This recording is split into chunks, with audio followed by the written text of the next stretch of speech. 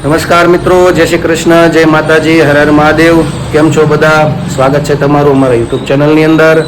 આજે વાર બુધવાર છે અને જો બધા ફ્રી થઈ ગયા પૂજા પાઠ કરીને તમને હું પહેલાં મારા મંદિરના આજના દર્શન કરાવું.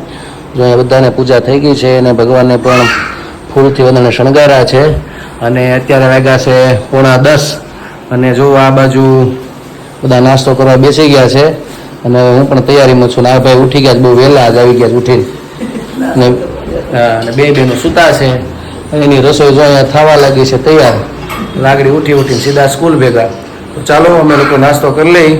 મારા પપ્પા આજ ઘરે જ છે એટલે સામે બેઠા છે. આજે તમારે નથી કરવાનો નાસ્તો એટલે ચાલો તો અમે લોકો હવે નાસ્તો કરી લઈએ. જો નાસ્તામાં જો 2 પ્રકારની ફાફડી છે અને તીખી ગુંદી આવી છે. મૂળી ગુંદી છે એટલે મતલબ બધું હળવું છે, તૈયાર માલ છે. એટલે બધા જો નાસ્તો કરવા બેસી ગયા છે. જાગુ આગળ આવે છે નાસ્તો કરવા એટલે બધા અમે નાસ્તો કરી લઈએ. તમે પણ ચાલો બધા નાસ્તો કરવા. તો મિત્રો અત્યારે વાગ્યા છે 11:15 અને આ લોકોને સ્કૂલને જવાનો ટાઈમ થઈ ગયો છે અને અમારે જો એક બેન તો તૈયાર થઈને આવી ગયા છે. ભગવાનને પગે લાગવાનો છે. લાગી લો પગે, હાલો. अन्नपूर्णे सदा पूर्णे शंकर प्राणवल्लभे ज्ञानवीरार्य सिद्ध्यर्थो भिक्षां देहि च पार्वती कृष्णाय वासुदेवाय हरिये परमात्मने प्रणतः क्लेशनाशाय गोविन्दाय नमो नमः. भुवस्वातस्तविस्तवलेयां भर्गो देवस्य धीमहि धियो यो न प्रचोदयात्. कराग्रे वसते लक्ष्मी करमध्ये सरस्वती करमूल्ये तु गोविंद प्रभाते कर दर्शनम. ચાલો તો બે બનીએ જો ભગવાનને પગે લાગી લીધું છે. હવે બાને દાદાને મળીને જશે. ચાલો લાગી, ચાલો બાને દાદાને પગે લાગો. જો ત્રણેય અમારા હિતુભાઈ હારવાર શીખી ગયા છે.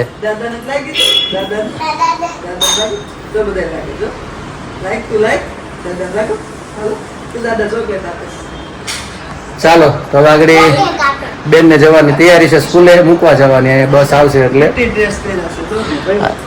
એવું છે. આજે આ પીટી ડ્રેસ છે એમને?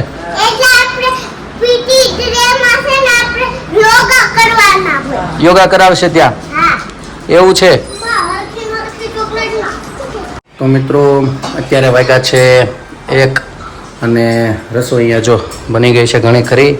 અને આ બાજુ રસોઈ બને છે રોટલી હવે, કારણ કે મારા પપ્પાને હવે જમવાનો સમય થઈ ગયો છે અને અમે પણ બધા હવે સાથે સાથે જમી લઈશું. તો ચાલો પહેલાં ભગવાનને આપણે થાળ ધરી દઈએ, પછી આપણે લોકો બધા જમવા બેસી જઈએ. તો જો અહીંયા ભગવાનને થાળ અર્પણ કર્યો છે અને ભગવાનને શું આપણે અર્પણ કર્યું આપણે જોઈએ આગળ. ભગવાનને કે જમવા પધારો. જો ભગવાન માટે આજે બનાવ્યું છે ચોળીનું શાક છે, રોટલી છે, પાપડ છે, દાળ ભાત છે અને ભગવાનને ક્યાંય જમવા પધારો. અને ભગવાનને આપણે હાલ અર્પણ કરી દીધો અને હવે મારા પપ્પાને આપણે જમવા બોલાવી લઈએ એટલે લોકો જમવા બેસી જાય. ચાલો મિત્રો, જો અહીંયા અમે મારા પપ્પા જમવા આવી ગયા છે અને ગરમા ગરમ જો લાડોળી કાલની બનાવેલી છે, શાક ચોળીનું, રોટલી ને પાપડ ને જો અહીંયા અથાણું ને બધું દહીં ને એટલે અને સામે ગરમા ગરમ રોટલી. તો ચાલો બધા જમવા અને અમે પણ હવે લોકો જમી લઈએ. તો મિત્રો અત્યારે વાગ્યા છે 3:45 અને આ બાજુ કામકાજ હાલે છે અને અમારે આવ્યા છે અમારે ગામડેથી મહેમાન અને બહુ મોંઘેરા છે. કેટલા ટાઈમથી બોલાવ્યો હતી, આજે ધક્કો ખાધો છે અને પાછા વિડીયો હવે આવતા શરમાય છે. પણ પરાણે લેવાના હતા, ચા હાથમાં હતી લઈ પેલા અમારે વિડીયો બનાવવાનો હતો કે ભાઈ અમારી યાદી રહી ને મહેમાન આવ્યા એની. તો અમારા છે મહેમાન છે માસીના દીકરા જીરાથી, હર હર મહાદેવ. અને કામ માટે આવ્યા છે. હવે 2 દિવસ, કેટલા દિવસથી શું ભાઈ તું આવ્યા? 5 દિવસ છે પણ આ કે કેમેરા નથી આવું એમ. એટલે આજે શું છે આમ દેર થાય ને એટલે ચા પેલા પકડાવ્યો પછી ફોન ચાલુ કર્યો છે એટલે એવી રીતે હાથમાં લીધા છે ભાઈને. એટલે હવે રોકાય છે, આપણે આગળ પૂછવાનું છે. રોકાવાના છો ને તમે? એમ થોડું હાલે, રોકાવાનું છે. તો જો આપણે મહેમાન આવ્યા હતા, ચા પીવડાવ્યા પછી એમ નક્કી કર્યું કે થોડી વાર પછી આપણે જે બનાવેલા છે લાહા લાડવા એટલે ગામડેથી સ્પેશિયલ ચાખવા માટે આવ્યા છે એટલે આપણે એને ચખાડી દઈ. ભાઈ લે તું ચાટ તો ખરા મારા વાલા કેવા છે અમને કે તું એટલે અમને શું છે ખબર પડે કે અમારી મિસ્ટેક ક્યાંક અટવાઈ છે અમે લે પણ આમ સ્વાદ તો ખબર પડે ને આમ દુકાન જેવો છે એક દુકાનમાં જેવો ઘટે છે રેડી છે એમાં હું છે એમાં ધવનને જેમ બોલેલું છું પરેશનું સામું આવવાનું થાય છે પણ હું મૂકતો નથી એને એટલે ખાસ ચાય કરી લઉં છું એવું છે એટલે મિત્રો અમારી દેરાણી છે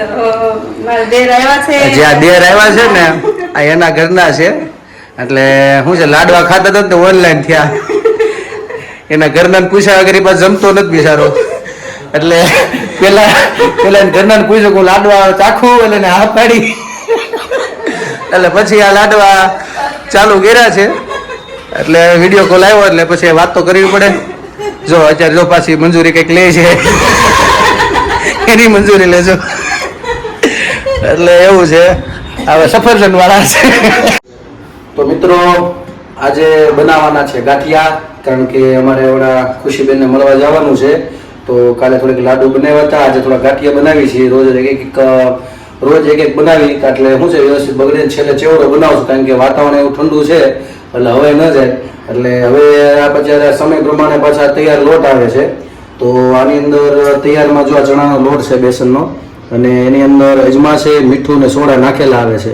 આની અંદર ખાલી આપણે જરૂરિયાત પૂરતું ખાલી તેલ અને પાણી એડ કરીને આપણે મોણ લેવાનું છે વ્યવસ્થિત અને લોટ બાંધવાનું છે તો જો આ 100 ગ્રામ જેવું તેલ લીધું છે આપણે મોણ માટે પણ આમાં કઈ રીતનું કરવાનું છે કે આ પાણી થોડુંક આની અંદર એડ કરી દેવાનું અને થોડુંક આપણે ગોટા ટાઈપમાં વધાવ્યું વ્યવસ્થિત પછી મોણમાં નાખવાનું વધારે પડતું પાણી ન પડે જેનું ખાસ ધ્યાન રાખવાનું અને આપણે રોટલીનો લોટ કરતા થોડોક વધારે કઠણ લોટ બાંધવાનો છે તો પહેલા આપણે ચાલો આને મિક્સ કરી દઈએ આપણે તો જો આપણે આની અંદર આ પાણી થોડુંક એડ કરી દઈએ આપણે વધારે નથી નાખવું પછી જરૂર પડશે તો આપણે એડ કરીશું અને ચમચીથી થોડુંક છે ને આવી રીતે આને મિક્સ કરી દેવાનું એટલે આનાથી ફરક શું પડે ખાસ કારણ કે મારા ગ્રુપમાં રસોઈયા છે એટલે બધાને ખ્યાલ તો હશે ઘણા ખરાને પણ આનાથી ફરક એ પડે કે આ રીતનું મિક્સ કરો ને તો જે ગાંઠિયા છે ને એ ધોળા વ્યવસ્થિત આમ દેખાશે અને પેલા કાળા આપણને દેખાય ઘણી ગાંઠિયા કાળા હોય સ્વાદ ભલે સારો હોય પણ મેઇન વસ્તુ છે પેલા આંખને ગમવું છે કોઈ પણ રસોઈ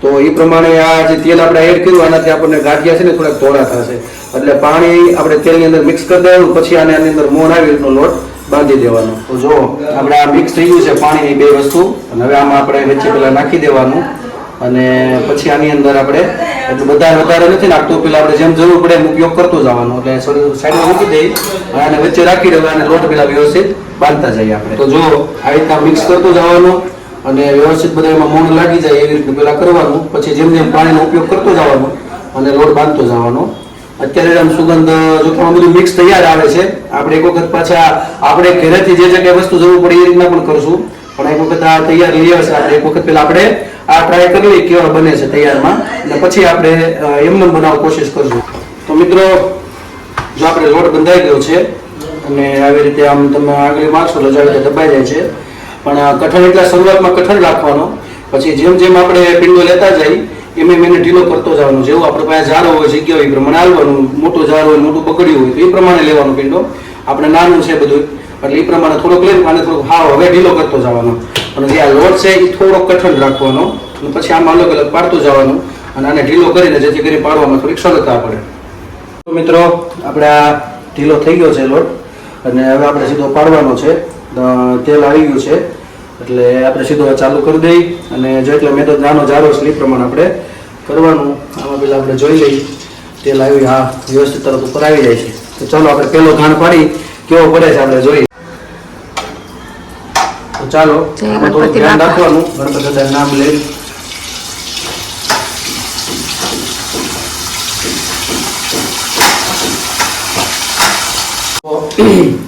તો મિત્રો જો કેવા ગાંઠિયા સફેદ આમ તમને દેખાય છે અને જો તેલ પણ પીવે નહીં અને ગાંઠિયા એક નંબર વ્યવસ્થિત ચડી ગયા છે અને આપણે અહીંયા કાઢતા જઈએ એટલે ગાંઠિયા બનતા જાય થોડીક મને તકલીફ પડે છે અહીંયા કારણ કે ચૂલો થોડુંક આપણે ગેસ ઊંચો છે એટલે વ્યવસ્થિત ખાવામાં કેવડાવે છે પણ વાંધો નથી આવતો.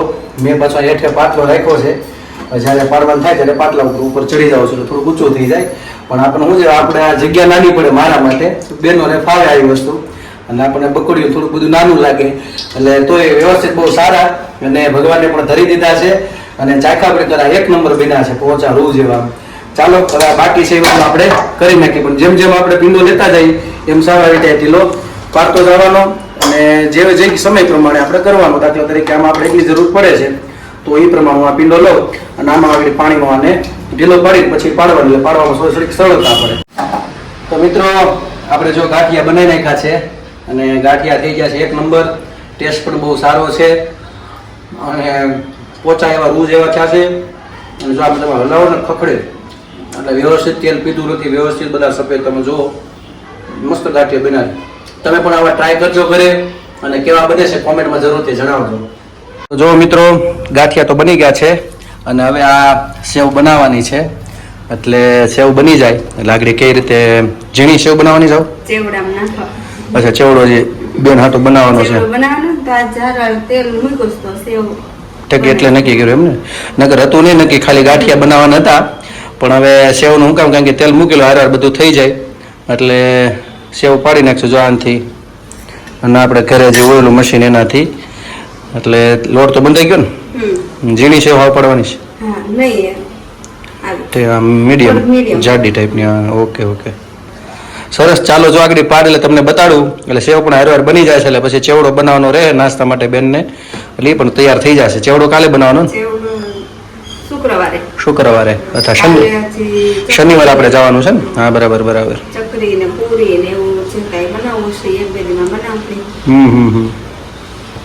સરસ. તો ચાલો લોટ બાંધી લે, પછી આપણે જોઈએ કેવી રીતે પડે છે.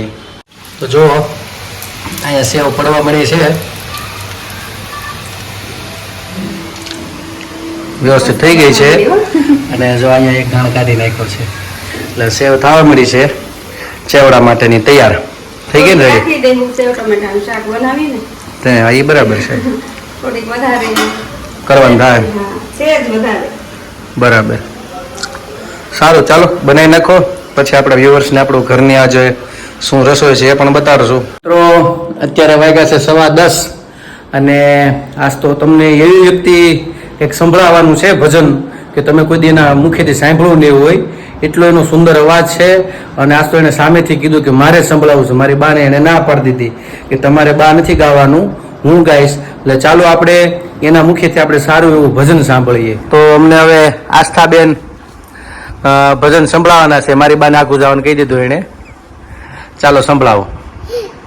કૃષ્ણાનંદાલજી હો, બાલા બાપાની દંડી ભગવાનની હોય છે.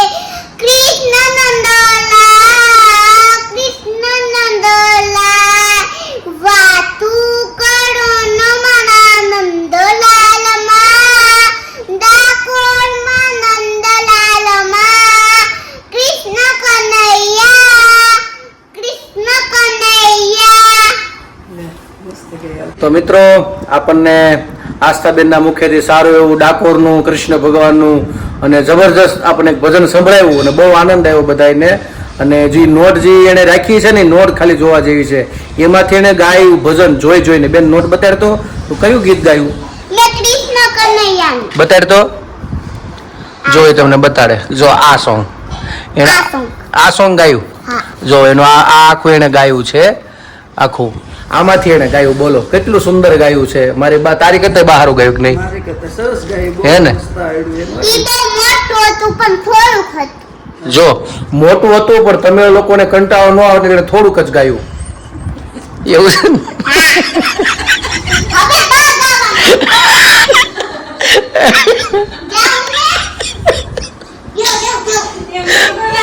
તો મિત્રો બસ અહીંયા મારા બ્લોગને વિરામ આપું છું. આજે બહુ આનંદ આવ્યો, અને આ ગાંઠિયા કેવા લાગ્યા તમે પણ બનાવતા હો તો કોમેન્ટમાં લખજો, અને તમે કેવી રીતે બનાવો એ પણ કોમેન્ટમાં લખજો.